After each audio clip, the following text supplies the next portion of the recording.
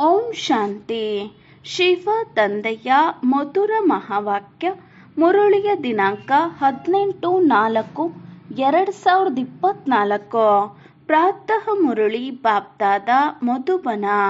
ಮಧುರ ಮಕ್ಕಳೇ, ತಂದೆಯು ದಾತ ಆಗಿದ್ದಾರೆ. ನೀವು ಮಕ್ಕಳು ತಂದೆಯಿಂದ ಏನನ್ನು ಬೇಡುವ ಅವಶ್ಯಕತೆ ಇಲ್ಲ. ಗಾದೆ ಮಾತಿದೆ, ಬೇಡುವುದಕ್ಕಿಂತ ಸಾಯುವುದು ಲೇಸು. ಪ್ರಶ್ನೆ: ಸದಾ ಯಾವ ಸ್ಮೃತಿ ಇದ್ದಾಗ ಯಾವುದೇ ಮಾತಿನ ಚಿಂತೆ ಅಥವಾ ಚಿಂತನೆ ಇರುವುದಿಲ್ಲ? ಸದಾ ಯಾವ ಸ್ಮೃತಿ ಇದ್ದಾಗ ಯಾವುದೇ ಮಾತಿನ ಚಿಂತೆ ಅಥವಾ ಚಿಂತನೆ ಇರುವುದಿಲ್ಲ?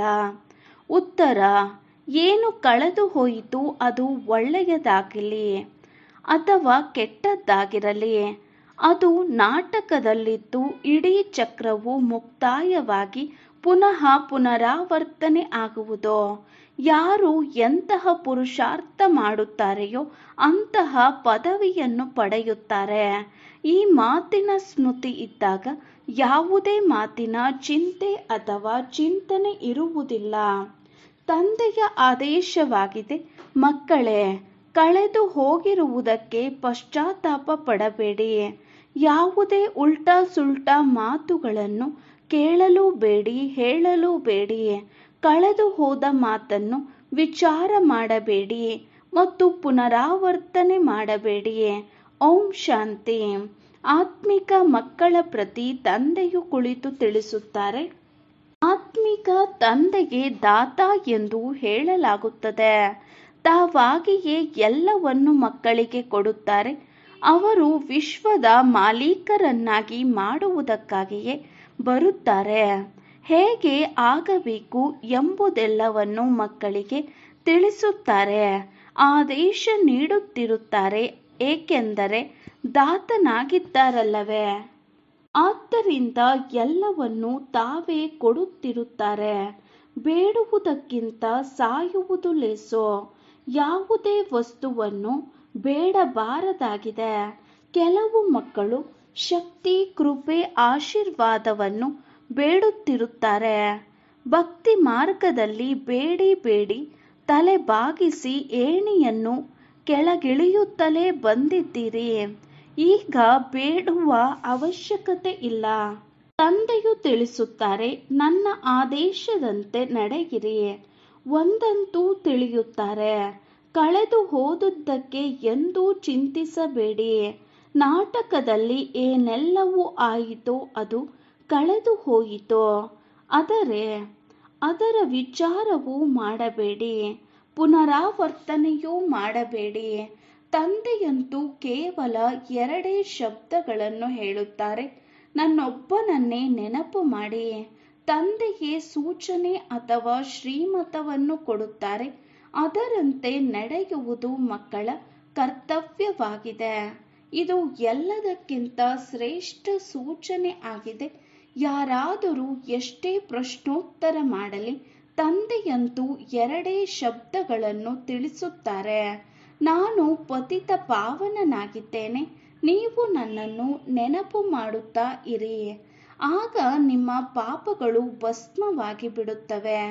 ನೆನಪಿಗಾಗಿ ಯಾವುದೇ ಸಲಹೆ ಕೊಡಲಾಗುತ್ತದೆ. ಏನೋ ತಂದೆಯನ್ನು ನೆನಪು ಮಾಡಬೇಕಾಗಿದೆ. ಕೂಗುವ, ಕರೆಯುವ ಅವಶ್ಯಕತೆ ಇಲ್ಲ.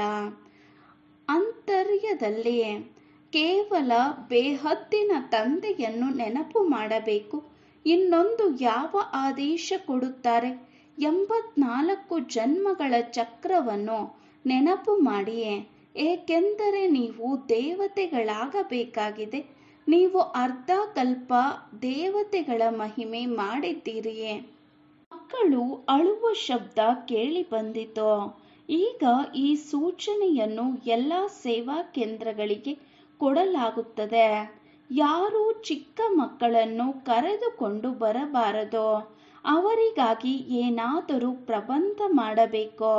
ಯಾರು ತಂದೆಯಿಂದ ಆಸ್ತಿಯನ್ನು ತೆಗೆದುಕೊಳ್ಳಬೇಕೋ ಅವರು ಪ್ರಬಂಧ ಮಾಡುತ್ತಾರೆ. ಇದು ಆತ್ಮೀಯ ತಂದೆಯ ವಿಶ್ವವಿದ್ಯಾಲಯವಾಗಿದೆ. ಇದರಲ್ಲಿ ಚಿಕ್ಕ ಮಕ್ಕಳ ಅವಶ್ಯಕತೆ ಇಲ್ಲ. ಬ್ರಾಹ್ಮಣಿಯ ಕರ್ತವ್ಯವಾಗಿದೆ. ಯಾವಾಗ ಯೋಗ್ಯ ಸೇವಾದಾರಿಗಳಾಗಿರುವರೋ ಆಗ ಅವರನ್ನು ರಿಫ್ರೆಶ್ ಮಾಡಲು ಕರೆದುಕೊಂಡು ಬರಬೇಕು. ಹಿರಿಯರಿರಬಹುದು, ಕಿರಿಯರಿರಬಹುದು. ಇದು ವಿಶ್ವವಿದ್ಯಾಲಯವಾಗಿದೆ. ಯಾರು ಇಲ್ಲಿ ಮಕ್ಕಳನ್ನು ಕರೆದುಕೊಂಡು ಬರುತ್ತಾರೆಯೋ ಅವರು ಇದು ವಿಶ್ವವಿದ್ಯಾಲಯವಾಗಿದೆ ಎಂದು ತಿಳಿದುಕೊಳ್ಳುವುದಿಲ್ಲ. ಮುಖ್ಯವಾದ ಮಾತು, ಇದು ವಿಶ್ವವಿದ್ಯಾಲಯವಾಗಿದೆ. ಇದರಲ್ಲಿ ಓದುವವರು ಬಹಳ ಒಳ್ಳೆಯ ಬುದ್ಧಿವಂತರಾಗಿರಬೇಕು. ಯಾರು ಪರಿಪಕ್ವವಾಗಿರುವುದಿಲ್ಲವೋ ಅವರು ತೊಂದರೆ ಮಾಡುತ್ತಾರೆ. ಏಕೆಂದರೆ ತಂದೆಯ ನೆನಪಿನಲ್ಲಿ ಇರದಿದ್ದರೆ ಬುದ್ಧಿಯು ಅಲ್ಲಿ ಇಲ್ಲಿ ಅಲೆಯುತ್ತಿರುತ್ತದೆ. ನಷ್ಟ ಮಾಡಿಕೊಳ್ಳುತ್ತಾರೆ, ನೆನಪಿನಲ್ಲಿರುವುದಿಲ್ಲ. ಮಕ್ಕಳನ್ನು ಕರೆತರುತ್ತಾರೆಂದರೆ ಇದರಲ್ಲಿ ಮಕ್ಕಳಿಗೆ ನಷ್ಟವಾಗುತ್ತದೆ. ಇದು ಈಶ್ವರೀಯ ವಿಶ್ವವಿದ್ಯಾಲಯವಾಗಿದೆ. ಇಲ್ಲಿ ಮನುಷ್ಯರಿಂದ ದೇವತೆಗಳಾಗಬೇಕೆಂಬುದನ್ನು ಕೆಲವರು ತಿಳಿದುಕೊಂಡೇ ಇಲ್ಲ. ತಂದೆಯು ತಿಳಿಸುತ್ತಾರೆ, ಬಲೆ ಗೃಹಸ್ಥ ವ್ಯವಹಾರದಲ್ಲಿ ಮಕ್ಕಳು ಮರಿಗಳ ಜೊತೆ ಇರಿ. ಕೇವಲ 1 ವಾರವೇನೋ, 3-4 ದಿನಗಳಾದರೂ ಸಾಕು. ಈ ಜ್ಞಾನವು ಸಹಜವಾಗಿದೆ. ತಂದೆಯನ್ನು ಅರಿತುಕೊಳ್ಳಬೇಕಾಗಿದೆ. ಪಾರಲೌಕಿಕ ತಂದೆಯನ್ನು ಅರಿತುಕೊಳ್ಳುವುದರಿಂದ ಅಪರಿಮಿತ ಆಸ್ತಿಯು ಸಿಗುವುದು. ಯಾವ ಆಸ್ತಿ? ಬೇಹದ್ದಿನ ರಾಜ್ಯಭಾಗ್ಯ. ಪ್ರದರ್ಶಿನಿ ಹಾಗೂ ಸಂಗ್ರಹಾಲಯದಲ್ಲಿ ಸೇವೆ ಆಗುವುದಿಲ್ಲವೆಂದು ತಿಳಿಯಬೇಡಿ. ಅನೇಕರು ಪ್ರಜೆಗಳಾಗುತ್ತಾರೆ. ಬ್ರಾಹ್ಮಣ ಕುಲ, ಸೂರ್ಯವಂಶಿ ಹಾಗೂ ಚಂದ್ರವಂಶಿ 3 ಇಲ್ಲಿ ಸ್ಥಾಪನೆಯಾಗುತ್ತದೆ ಅಂದಾಗ ಇದು ಬಹಳ ದೊಡ್ಡ ವಿಶ್ವವಿದ್ಯಾಲಯವಾಗಿದೆ. ಇಲ್ಲಿ ಬೇಹದ್ದಿನ ತಂದೆಯು ಓದಿಸುತ್ತಾರೆ ಅಂದ ಮೇಲೆ ಒಮ್ಮೆಲೆ ಬುದ್ಧಿಯೇ ಸಂಪನ್ನ ಆಗಿಬಿಡಬೇಕು. ಆದರೆ ತಂದೆಯು ಸಾಧಾರಣ ತನುವಿನಲ್ಲಿದ್ದಾರೆ, ಸಾಧಾರಣ ರೀತಿಯಲ್ಲಿ ಓದಿಸುತ್ತಾರೆ. ಆದ್ದರಿಂದ ಮನುಷ್ಯರಿಗೆ ತಿಳಿಯುವುದೇ ಇಲ್ಲ. ಈಶ್ವರೀಯ ವಿಶ್ವವಿದ್ಯಾಲಯವು ಈ ರೀತಿ ಇರುವುದೇ ಎನ್ನುತ್ತಾರೆ. ತಂದೆಯು ಹೇಳುತ್ತಾರೆ, ನಾನು ಬಡವರ ಬಂಧುವಾಗಿದ್ದೇನೆ, ಬಡವರಿಗೆ ಓದಿಸುತ್ತೇನೆ. ಸಾಹುಕಾರರಿಗೆ ಓದುವ ಶಕ್ತಿಯಿಲ್ಲ. ಅವರ ಬುದ್ಧಿಯಲ್ಲಂತೂ ಮಹಡಿಗಳೇ ಇರುತ್ತವೆ. ಬಡವರೇ ಸಾಹುಕಾರರಾಗುತ್ತಾರೆ, ಸಾಹುಕಾರರು ಬಡವರಾಗುತ್ತಾರೆ. ಇದು ನಿಯಮವಾಗಿದೆ. ದಾನವನ್ನು ಎಂದಾದರೂ ಸಾಹುಕಾರರಿಗೆ ಕೊಡಲಾಗುತ್ತದೆಯೇ? ಇದು ಅವಿನಾಶಿ ಜ್ಞಾನ ರತ್ನಗಳ ದಾನವಾಗಿದೆ. ಸಾಹುಕಾರರು ದಾನವನ್ನು ಪಡೆಯಲಾಗುವುದಿಲ್ಲ. ಬುದ್ಧಿಯಲ್ಲಿ ಕುಳಿತುಕೊಳ್ಳುವುದೇ ಇಲ್ಲ. ಅವರು ತಮ್ಮ ಮಿತವಾದ ರಚನೆ, ಹಣ, ಅಧಿಕಾರದಲ್ಲಿ ಸಿಲುಕಿರುತ್ತಾರೆ. ಅವರಿಗಾಗಿ ಇಲ್ಲಿಯೇ ಸ್ವರ್ಗವಿದೆ. ನಮಗೆ ಇನ್ನೊಂದು ಸ್ವರ್ಗದ ಅವಶ್ಯಕತೆ ಇಲ್ಲ ಎಂದು ಹೇಳುತ್ತಾರೆ. ಯಾರಾದರೂ ಹಿರಿಯ ವ್ಯಕ್ತಿಗಳು ಸಾವನ್ನಪ್ಪಿದಾಗ ಸ್ವರ್ಗವಾಸಿಗಳಾದರೆಂದು ಹೇಳುತ್ತಾರೆ. ಇವರು ಸ್ವರ್ಗಕ್ಕೆ ಹೋದರೆಂದು ತಾವೇ ಹೇಳುತ್ತಾರೆ ಅಂದ ಮೇಲೆ ಅವಶ್ಯಕವಾಗಿ ಇದು ನರಕವಾಯಿತಲ್ಲವೇ? ಆದರೆ ಇಷ್ಟು ಕಲ್ಲು ಬುದ್ಧಿಯವರಾಗಿದ್ದಾರೆ. ನರಕವೇನೆಂಬುದನ್ನು ತಿಳಿದುಕೊಳ್ಳುವುದೇ ಇಲ್ಲ. ಇದಂತೂ ನಿಮ್ಮ ಬಹಳ ದೊಡ್ಡ ವಿಶ್ವವಿದ್ಯಾಲಯವಾಗಿದೆ.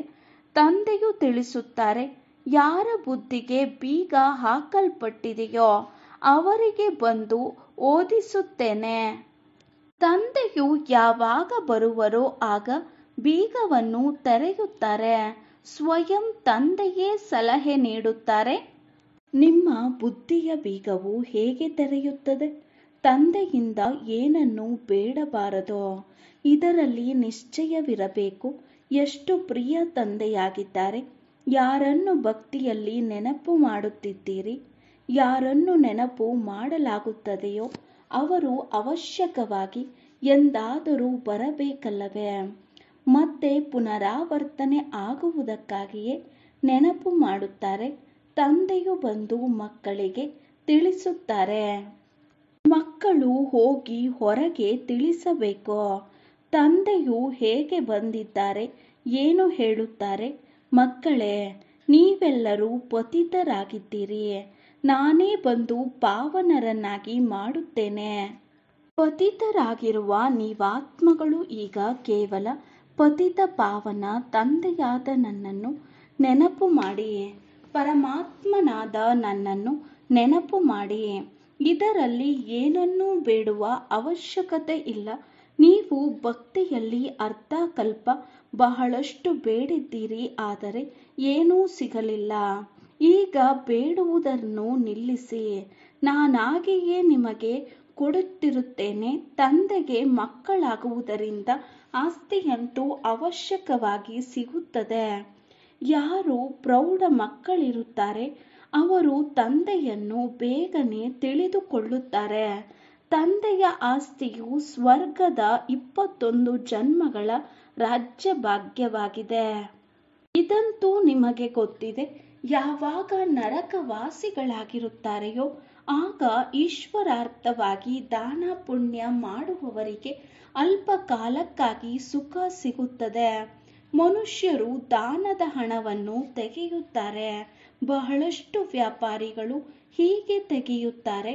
ಅಂದಾಗ ಯಾರು ವ್ಯಾಪಾರಿಗಳಾಗಿರುವರೋ ಅವರು ತಂದೆಯಿಂದ ವ್ಯಾಪಾರ ಮಾಡಲು ಬಂದಿದ್ದೇವೆ ಎಂದು ಹೇಳುತ್ತಾರೆ. ಮಕ್ಕಳು ತಂದೆಯೊಂದಿಗೆ ವ್ಯಾಪಾರ ಮಾಡುತ್ತಾರಲ್ಲವೇ. ತಂದೆಯ ಸಂಪತ್ತನ್ನು ತೆಗೆದುಕೊಂಡು ಮತ್ತೆ ಅದರಿಂದ ಶ್ರಾದ್ದ ಇತ್ಯಾದಿಯನ್ನು ಮಾಡುತ್ತಾರೆ. ದಾನ ಪುಣ್ಯ ಮಾಡುತ್ತಾರೆ. ಧರ್ಮಶಾಲೆ, ಮಂದಿರ ಮುಂತಾದವುಗಳನ್ನು ಮಾಡಿಸಿ ಅದರ ಮೇಲೆ ತಮ್ಮ ತಂದೆಯ ಹೆಸರನ್ನಿಡುತ್ತಾರೆ. ಏಕೆಂದರೆ ಯಾರಿಂದ ಸಂಪತ್ತು ಸಿಕ್ಕಿತೋ ಅವರಿಗಾಗಿ ಅವಶ್ಯಕವಾಗಿ ಮಾಡಬೇಕು.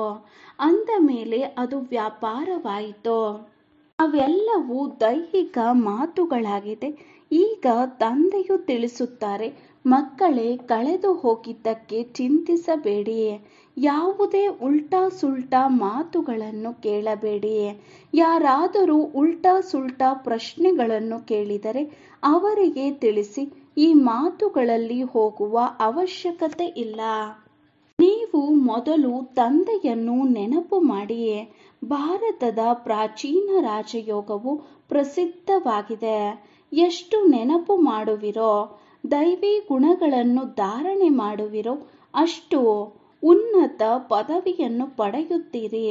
ಇದು ವಿಶ್ವವಿದ್ಯಾಲಯವಾಗಿದೆ. ಗುರಿ ಧ್ಯೇಯ ಸ್ಪಷ್ಟವಾಗಿದೆ. ಪುರುಷಾರ್ಥ ಮಾಡಿ ಈ ರೀತಿಯಾಗಬೇಕು. ದೈವಿ ಗುಣಗಳನ್ನು ಧಾರಣೆ ಮಾಡಬೇಕಾಗಿದೆ. ಯಾರಿಗೂ ಯಾವುದೇ ಪ್ರಕಾರದ ದುಃಖವನ್ನು ಕೊಡಬಾರದಾಗಿದೆ. ಏಕೆಂದರೆ ದುಃಖಹರ್ತ ಸುಖಕರ್ತ ತಂದೆಯ ಮಕ್ಕಳಾಗಿದ್ದೀರಲ್ಲವೇ. ಅದು ಸೇವೆಯಿಂದ ತಿಳಿಯುತ್ತದೆ. ಅನೇಕರು ಹೊಸಬರು ಬರುತ್ತಾರೆ. 25-30 ವರ್ಷದವರಿಗಿಂತಲೂ 10-12 ದಿನಗಳವರು ತೀಕ್ಷ್ಣವಾಗಿ ಹೋಗುತ್ತಾರೆ. ನೀವು ಮಕ್ಕಳು ಅನೇಕರನ್ನು ತಮ್ಮ ಸಮಾನ ಮಾಡಿಕೊಳ್ಳಬೇಕು. ಎಲ್ಲಿಯವರೆಗೆ ಬ್ರಾಹ್ಮಣರಾಗುವುದಿಲ್ಲವೋ ಅಲ್ಲಿಯವರೆಗೆ ದೇವತೆಗಳಾಗಲು ಹೇಗೆ ಸಾಧ್ಯ. ಗ್ರೇಟ್ ಗ್ರೇಟ್ ಗ್ರ್ಯಾಂಡ್ ಫಾದರ್ ಬ್ರಹ್ಮ ಆಗಿದ್ದಾರೆ. ಯಾರು ಬಂದು ಹೋಗುತ್ತಾರೆಯೋ ಅವರ ಗಾಯನ ಮಾಡುತ್ತಿರುತ್ತಾರೆ. ಮತ್ತೆ ಅವಶ್ಯಕವಾಗಿ ಅವರು ಬರುತ್ತಾರೆ. ಯಾವುದೆಲ್ಲ ಹಬ್ಬ ಮೊದಲಾದವುಗಳ ಗಾಯನವಿದೆಯೋ ಎಲ್ಲವೂ ಆಗಿ ಹೋಗಿದೆ. ಪುನಃ ಆಗುತ್ತದೆ. ಈ ಸಮಯದಲ್ಲಿ ಎಲ್ಲ ಹಬ್ಬಗಳು ಆಗುತ್ತವೆ. ರಕ್ಷಾಬಂಧನ ಇತ್ಯಾದಿ ಎಲ್ಲದರ ರಹಸ್ಯವನ್ನು ತಂದೆಯು ತಿಳಿಸುತ್ತಿರುತ್ತಾರೆ. ನೀವು ತಂದೆಯ ಮಕ್ಕಳಾಗಿದ್ದೀರಿ ಅಂದಾಗ ಪಾವನರು ಆಗಬೇಕಾಗಿದೆ. ಪತಿತ ಪಾವನ ತಂದೆಯನ್ನು ಕರೆಯುವುದರಿಂದ ತಂದೆಯು ಮಾರ್ಗವನ್ನು ತಿಳಿಸುತ್ತಾರೆ. ಕಲ್ಪ ಕಲ್ಪವೂ ಯಾರು ಆಸ್ತಿಯನ್ನು ಪಡೆದಿರುವರೋ ಅವರೇ ನಿಖರವಾಗಿ ನಡೆಯುತ್ತಿರುತ್ತಾರೆ. ನೀವು ಸಹ ಸಾಕ್ಷಿಯಾಗಿ ನೋಡುತ್ತೀರಿ. ಬಾಪ್ದಾದಾರವರು ಸಹ ಸಾಕ್ಷಿಯಾಗಿ ನೋಡುತ್ತಾರೆ. ಇವರು ಎಲ್ಲಿಯವರೆಗೆ ಶ್ರೇಷ್ಠ ಪದವಿಯನ್ನು ಪಡೆಯುತ್ತಾರೆ? ಇವರ ನಡವಳಿಕೆ ಹೇಗಿದೆ? ಶಿಕ್ಷಕರಿಗೆ ಎಲ್ಲವೂ ತಿಳಿದಿರುತ್ತದೆಯಲ್ಲವೇ? ಎಷ್ಟು ಜನರನ್ನು ತಮ್ಮ ಸಮಾನ ಮಾಡುತ್ತಾರೆ? ಎಷ್ಟು ಸಮಯ ನೆನಪಿನಲ್ಲಿರುತ್ತಾರೆ? ಮೊದಲು ಬುದ್ಧಿಯಲ್ಲಿ ಇದು ಈಶ್ವರೀಯ ವಿಶ್ವವಿದ್ಯಾಲಯವಾಗಿದೆ ಎಂದು ನೆನಪಿರಬೇಕು. ಇದು ಜ್ಞಾನಕ್ಕಾಗಿ ವಿಶ್ವವಿದ್ಯಾಲಯವಾಗಿದೆ. ಅವೆಲ್ಲವೂ ಲೌಕಿಕದ ವಿಶ್ವವಿದ್ಯಾಲಯಗಳಾಗಿದೆ. ಇದು ಬೇಹದ್ದಿನದ್ದಾಗಿದೆ.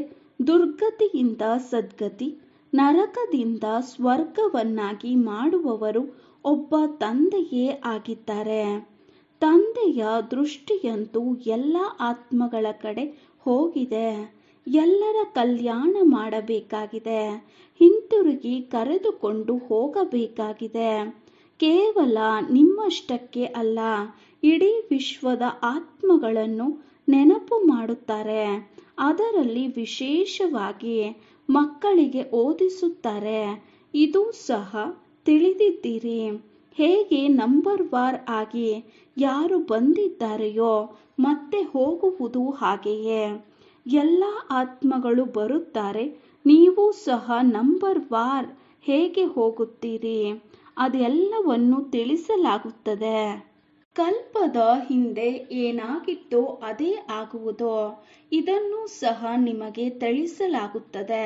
ನೀವು ಹೇಗೆ ಮತ್ತೆ ಹೊಸ ಪ್ರಪಂಚದಲ್ಲಿ ಬರುತ್ತೀರಿ? ಯಾರು ನಂಬರ್ ವಾರ್ ಆಗಿ ಹೊಸ ಪ್ರಪಂಚದಲ್ಲಿ ಬರುತ್ತಾರೆಯೋ ಅವರಿಗೆ ತಿಳಿಸಲಾಗುತ್ತದೆ. ನೀವು ಮಕ್ಕಳು ತಂದೆಯನ್ನು ಅರಿಯುವುದರಿಂದ ತಮ್ಮ ಧರ್ಮವನ್ನು ಮತ್ತು ಎಲ್ಲ ಧರ್ಮಗಳ ಪೂರ್ಣ ವೃಕ್ಷವನ್ನು ತಿಳಿದುಕೊಳ್ಳುತ್ತೀರಿ. ಇದರಲ್ಲಿ ಏನನ್ನೂ ಬೇಡುವ ಅವಶ್ಯಕತೆ ಇಲ್ಲ. ಆಶೀರ್ವಾದವನ್ನು ಸಹ ಬಾಬಾ ದಯೆ ತೋರಿಸಿ ಕೃಪೆ ಮಾಡಿ ಎಂದು ಬರೆಯುತ್ತಾರೆ. ತಂದೆಯಂತೂ ಏನನ್ನೂ ಮಾಡುವುದಿಲ್ಲ. ತಂದೆಯಂತೂ ಮಾರ್ಗವನ್ನು ತಿಳಿಸುವುದಕ್ಕಾಗಿಯೇ ಬಂದಿದ್ದಾರೆ. ನಾಟಕದಲ್ಲಿ ಎಲ್ಲರನ್ನೂ ಪಾವನ ಮಾಡುವುದೇ ನನ್ನ ಪಾತ್ರವಾಗಿದೆ. ಹೇಗೆ ಕಲ್ಪ ಕಲ್ಪವೂ ಅಭಿನಯಿಸಿದ್ದೇನೆಯೋ ಹಾಗೆಯೇ ಅಭಿನಯಿಸುತ್ತೇನೆ. ಯಾವುದು ಒಳ್ಳೆಯದು ಅಥವಾ ಕೆಟ್ಟದ್ದೋ ಕಳೆದು ಹೋಗಿತ್ತೋ ಅದು ನಾಟಕದಲ್ಲಿ ಇತ್ತೋ ಯಾವುದೇ ಮಾತಿನ ಚಿಂತೆ ಮಾಡಬಾರದು. ನಾವು ಮುಂದೆ ಹೋಗುತ್ತಾ ಇರುತ್ತೇವೆ. ಇದು ಬೇಹದ್ದಿನ ನಾಟಕವಲ್ಲವೇ? ಪೂರ್ಣ ಚಕ್ರವು ಮುಕ್ತಾಯವಾಗಿ ಮತ್ತೆ ಪುನರಾವರ್ತನೆ ಆಗುತ್ತದೆ. ಯಾರು ಹೇಗೆ ಪುರುಷಾರ್ಥ ಮಾಡುತ್ತಾರೆಯೋ ಹಾಗೆಯೇ ಪದವಿಯನ್ನು ಪಡೆಯುತ್ತಾರೆ. ಬೇಡುವ ಅವಶ್ಯಕತೆ ಇಲ್ಲ. ಭಕ್ತಿ ಮಾರ್ಗದಲ್ಲಿ ನೀವು ಬಹಳಷ್ಟು ಬೇಡಿದ್ದೀರಿ. ಎಲ್ಲ ಹಣವನ್ನು ಸಮಾಪ್ತಿ ಮಾಡಿದ್ದೀರಿ. ಇದೆಲ್ಲವೂ ನಾಟಕದಲ್ಲಿ ಮಾಡಲ್ಪಟ್ಟಿದೆ. ಅವರು ಕೇವಲ ತಿಳಿಸುತ್ತಾರೆ. ಅರ್ಧ ಕಲ್ಪ ಭಕ್ತಿ ಮಾಡುತ್ತಾ ಶಾಸ್ತ್ರಗಳನ್ನು ಓದುತ್ತಾ ಎಷ್ಟೊಂದು ಖರ್ಚು ಆಗುತ್ತದೆ. ಈಗ ನೀವು ಏನನ್ನೂ ಖರ್ಚು ಮಾಡುವ ಅವಶ್ಯಕತೆ ಇಲ್ಲ. ತಂದೆಯು ದಾತನಾಗಿದ್ದಾರಲ್ಲವೇ? ದಾತನಿಗೆ ಅವಶ್ಯಕತೆ ಇಲ್ಲ. ಅವರು ಬಂದಿರುವುದೇ ಕೊಡಲು. ನಾವು ಶಿವಬಾಬಾರವರಿಗೆ ಕೊಟ್ಟಿದ್ದೇವೆ ಎಂದು ತಿಳಿಯಬೇಡಿ. ಅರೆ, ಶಿವ ತಂದೆಯಿಂದಂತೂ ಬಹಳ ಸಿಗುತ್ತದೆ. ನೀವು ಇಲ್ಲಿ ಪಡೆಯಲು ಬಂದಿದ್ದೀರಲ್ಲವೇ? ಶಿಕ್ಷಕರ ಬಳಿ ವಿದ್ಯಾರ್ಥಿಗಳು ಪಡೆಯುವುದಕ್ಕಾಗಿ ಬರುತ್ತಾರೆ. ಆ ಲೌಕಿಕ ತಂದೆ ಶಿಕ್ಷಕ ಗುರುಗಳಿಗಿದ್ದಂತೋ ನೀವು ನಷ್ಟವನ್ನೇ ಹೊಂದಿದ್ದೀರಿ. ಈಗ ಮಕ್ಕಳು ಶ್ರೀಮತದಂತೆ ನಡೆಯಬೇಕು. ಆಗಲೇ ಶ್ರೇಷ್ಠ ಪದವಿಯನ್ನು ಪಡೆಯುತ್ತೀರಿ. ಶಿವ ತಂದೆಯು ಡಬಲ್ ಶ್ರೀ ಆಗಿದ್ದಾರೆ. ನೀವು ಸಿಂಗಲ್ ಶ್ರೀ ಆಗಿದ್ದೀರಿ. ಶ್ರೀ ಲಕ್ಷ್ಮಿ ಶ್ರೀ ನಾರಾಯಣ ಎಂದು ಕರೆಯಲಾಗುತ್ತದೆ. ಶ್ರೀ ಲಕ್ಷ್ಮಿ ಶ್ರೀ ನಾರಾಯಣ ಇಬ್ಬರು ಆಗಿಬಿಟ್ಟರು. ವಿಷ್ಣುವಿಗೆ ಶ್ರೀ ಎಂದು ಹೇಳುತ್ತಾರೆ. ಏಕೆಂದರೆ ಇಬ್ಬರು ಒಟ್ಟಿಗೆ ಇದ್ದಾರೆ. ಇಬ್ಬರನ್ನು ಆ ರೀತಿ ಮಾಡುವವರು ಯಾರು? ಯಾರು ಒಬ್ಬ ಶ್ರೀ ಇದ್ದಾರೆಯೋ ಅವರೇ ಮಾಡುತ್ತಾರೆ. ಉಳಿದಂತೆ ಡಬಲ್ ಶ್ರೀ ಯಾರೂ ಆಗುವುದಿಲ್ಲ. ಇತ್ತೀಚೆಗಂತೂ ಶ್ರೀ ಲಕ್ಷ್ಮೀನಾರಾಯಣ, ಶ್ರೀ ಸೀತಾರಾಮ ಎಂದು ಹೆಸರನ್ನು ಇಟ್ಟುಕೊಳ್ಳುತ್ತಾರೆ. ಅಂದಾಗ ಮಕ್ಕಳು ಇದೆಲ್ಲವನ್ನು ಧಾರಣೆ ಮಾಡಿ ಖುಷಿಯಲ್ಲಿ ಇರಬೇಕಾಗಿದೆ. ಇತ್ತೀಚೆಗೆ ಆಧ್ಯಾತ್ಮಿಕ ಸಮ್ಮೇಳನಗಳು ಆಗುತ್ತಿರುತ್ತವೆ. ಆದರೆ ಆಧ್ಯಾತ್ಮಿಕದ ಅರ್ಥವನ್ನು ತಿಳಿದುಕೊಂಡಿಲ್ಲ. ಆತ್ಮಿಕ ಜ್ಞಾನವನ್ನು ಒಬ್ಬರ ವಿನಃ ಯಾರೂ ಕೊಡಲು ಸಾಧ್ಯವಿಲ್ಲ. ತಂದೆಯು ಎಲ್ಲ ಆತ್ಮಗಳ ತಂದೆ ಆಗಿದ್ದಾರೆ. ಅವರಿಗೆ ಸ್ಪಿರಿಚುಯಲ್ ಆಧ್ಯಾತ್ಮಿಕ ತಂದೆ ಎಂದು ಹೇಳುತ್ತಾರೆ. ತತ್ವಜ್ಞಾನಕ್ಕೂ ಸಹ ಆಧ್ಯಾತ್ಮಿಕತೆ ಎಂದು ಹೇಳಿಬಿಡುತ್ತಾರೆ. ಇದಂತೂ ನೀವು ತಿಳಿದುಕೊಳ್ಳುತ್ತೀರಿ. ಇದು ಕಾಡಾಗಿದೆ. ಎಲ್ಲರೂ ಪರಸ್ಪರ ದುಃಖ ಕೊಡುತ್ತಿರುತ್ತಾರೆ. ನಿಮಗೆ ಗೊತ್ತಿದೆ, ಅಹಿಂಸಾ ಪರಮೋ ಧರ್ಮ ಅಂದರೆ ಅಹಿಂಸಾ ಪರಮೋ ದೇವಿ ದೇವತೆಗಳೆಂದು ಗಾಯನವಿದೆ. ಅಲ್ಲಿ ಯಾವುದೇ ಹೊಡೆದಾಟಗಳು ಇರುವುದಿಲ್ಲ. ಕೋಪಿಸಿಕೊಳ್ಳುವುದು ಹಿಂಸೆಯಾಗಿದೆ. ಇದಕ್ಕೆ ಸೆಮಿ ಹಿಂಸೆ ಎಂದಾದರೂ ಹೇಳಿ, ಏನಾದರೂ ಹೇಳಿ. ಇಲ್ಲಂತೂ ಸಂಪೂರ್ಣ ಅಹಿಂಸಕರಾಗಿರಬೇಕಾಗಿದೆ.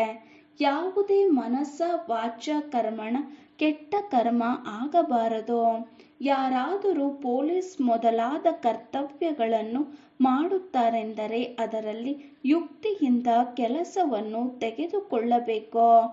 ಎಷ್ಟು ಸಾಧ್ಯವೋ ಅಷ್ಟು ಪ್ರೀತಿಯಿಂದ ಕೆಲಸವನ್ನು ತೆಗೆದುಕೊಳ್ಳಬೇಕು. ಬಾಬಾರವರಿಗೆ ತಮ್ಮ ಅನುಭವವಿದೆ. ಪ್ರೀತಿಯಿಂದ ತಮ್ಮ ಕೆಲಸವನ್ನು ತೆಗೆದುಕೊಳ್ಳುತ್ತಾರೆ. ಇದರಲ್ಲಿ ಬಹಳ ಯುಕ್ತಿ ಬೇಕು. ಬಹಳ ಪ್ರೀತಿಯಿಂದ 100ಕ್ಕೆ 100ರಷ್ಟು ಹೇಗೆ ಶಿಕ್ಷೆ ಸಿಗುತ್ತದೆ ಎಂಬುದನ್ನು ತಿಳಿಸಬೇಕು. ಒಳ್ಳೆಯದು. ಮಧುರಾತಿ ಮಧುರ ಅಗಲಿ ಮರಳಿ ಸಿಕ್ಕಿರುವಂತಹ ಮಕ್ಕಳಿಗೆ ಪ್ರೀತಿಯ ಮಾತಾಪಿತಾ ಬಾಪ್ದಾದಾರವರ ನೆನಪು, ಪ್ರೀತಿ ಹಾಗೂ ಸುಪ್ರಭಾತ. ಆತ್ಮೀಯ ಮಕ್ಕಳಿಗೆ ಆತ್ಮೀಯ ತಂದೆಯ ನಮಸ್ತೆ. ನಾವು ಆತ್ಮೀಯ ಮಕ್ಕಳ ಆತ್ಮೀಯ ತಂದೆಗೆ ನಮಸ್ತೆ ನಮಸ್ತೆ ನಮಸ್ತೆ. ಧಾರಣೆಗಾಗಿ ಮುಖ್ಯ ಸಾರ. ಫಸ್ಟ್ ಪಾಯಿಂಟ್, ನಾವು ದುಃಖಹರ್ತ ಸುಖಕರ್ತನ ತಂದೆಯ ಮಕ್ಕಳಾಗಿದ್ದೇವೆ. ಆದ್ದರಿಂದ ಯಾರಿಗೂ ದುಃಖವನ್ನು ಕೊಡಬಾರದು. ಗುರಿ ಉದ್ದೇಶವನ್ನು ಸಮ್ಮುಖದಲ್ಲಿ ಇಟ್ಟುಕೊಂಡು ದೈವಿ ಗುಣಗಳನ್ನು ಧಾರಣೆ ಮಾಡಬೇಕು. ತಮ್ಮ ಸಮಾನರನ್ನಾಗಿ ಮಾಡಿಕೊಳ್ಳುವ ಸೇವೆಯನ್ನು ಮಾಡಬೇಕು. ಸೆಕೆಂಡ್ ಪಾಯಿಂಟ್, ನಾಟಕದಲ್ಲಿ ಪ್ರತಿಯೊಬ್ಬರ ಪಾತ್ರವನ್ನು ತಿಳಿದುಕೊಂಡು ಕಳೆದು ಹೋಗಿರುವ ಯಾವುದೇ ಮಾತಿನ ಚಿಂತನೆ ಮಾಡಬಾರದು. ಮನಸ ವಾಚ ಕರ್ಮಣ ಯಾವುದೇ ಕೆಟ್ಟ ಕರ್ಮ ಆಗಬಾರದು. ಇದನ್ನು ಗಮನದಲ್ಲಿ ಇಟ್ಟುಕೊಂಡು ಡಬಲ್ ಅಹಿಂಸಕರಾಗಬೇಕು. ವರದಾನ, ಒಬ್ಬ ತಂದೆಯನ್ನು ಜೊತೆಗಾರರನ್ನಾಗಿ ಮಾಡಿಕೊಳ್ಳುವ ಅಥವಾ ಅವರ ಜೊತೆಯಲ್ಲಿಯೇ ಇರುವಂತಹ ಸಂಪೂರ್ಣ ಪವಿತ್ರ ಆತ್ಮರಾಗಿ. ವಿವರಣೆ, ಸಂಪೂರ್ಣ ಪವಿತ್ರ ಆತ್ಮವು ಅವರೇ ಆಗಿದ್ದಾರೆ. ಯಾರ ಸಂಕಲ್ಪ ಮತ್ತು ಸ್ವಪ್ನದಲ್ಲಿಯೋ ಬ್ರಹ್ಮಚರ್ಯದ ಧಾರಣೆ ಇರುತ್ತದೆ. ಯಾರು ಪ್ರತಿ ಹೆಜ್ಜೆಯಲ್ಲಿ ಬ್ರಹ್ಮ ತಂದೆಯ ಆಚರಣೆಯಲ್ಲಿ ನಡೆಯುವವರಾಗಿದ್ದಾರೆ.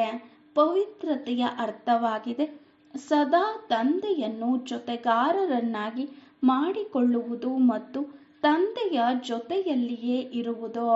ಸಂಘಟನೆಯ ಜೊತೆ ಪರಿವಾರದ ಸ್ನೇಹದ ಮರ್ಯಾದೆಯು ಬೇರೆ ವಸ್ತುವಾಗಿದೆ. ಆದರೆ ತಂದೆಯ ಕಾರಣದಿಂದಲೇ ಈ ಸಂಘಟನೆಯ ಸ್ನೇಹದ ಜೊತೆ ಇದೆ. ತಂದೆ ಇಲ್ಲದಿದ್ದರೆ ಪರಿವಾರವೆಲ್ಲಿಂದ ಬರುತ್ತಿತ್ತೋ. ತಂದೆಯು ಬೀಜ ಆಗಿದ್ದಾರೆ. ಬೀಜವನ್ನೆಂದಿಗೂ ಮರೆಯಬಾರದು. ಸ್ಲೋಗನ್, ಯಾರದೇ ಪ್ರಭಾವದಲ್ಲಿ ಪ್ರಭಾವಿತರಾಗುವವರಲ್ಲ, ಜ್ಞಾನದ ಪ್ರಭಾವವನ್ನು ಹಾಕುವವರಾಗಿರಿ. ಯಾರದೇ ಪ್ರಭಾವದಲ್ಲಿ ಪ್ರಭಾವಿತರಾಗುವವರಲ್ಲ, ಜ್ಞಾನದ ಪ್ರಭಾವವನ್ನು ಹಾಕುವವರಾಗಿರಿ. ಓಂ ಶಾಂತಿ.